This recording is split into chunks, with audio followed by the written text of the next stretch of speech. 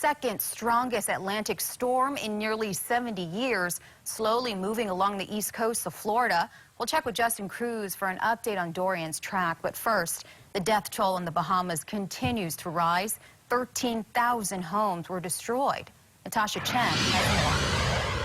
Here, the wind and rain is definitely picking up. We're seeing those outer bands come toward here, Hutchinson Island.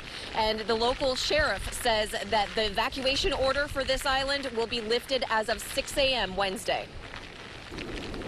While Hurricane Dorian continues to lash the Bahamas, the outer bands are now reaching Florida. This is going to be riding Florida's coast for the next day and a half. The storm's expected track now looks better for Floridians than it did 72 hours ago, but Florida Governor Ron DeSantis is still urging people to remain vigilant. There'll be storm surge, there'll be some flooding, you may see wind damage depending on how close this gets to the state of Florida.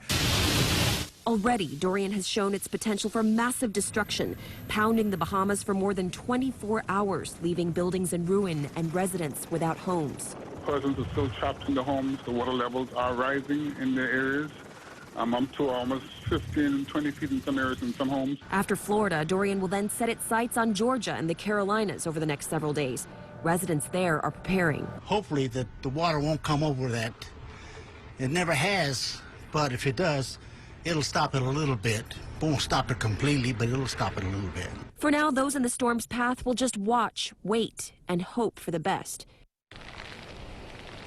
And we talked to a sheriff's deputy who said that despite this condition getting a little bit worse, it could have been so much worse than this.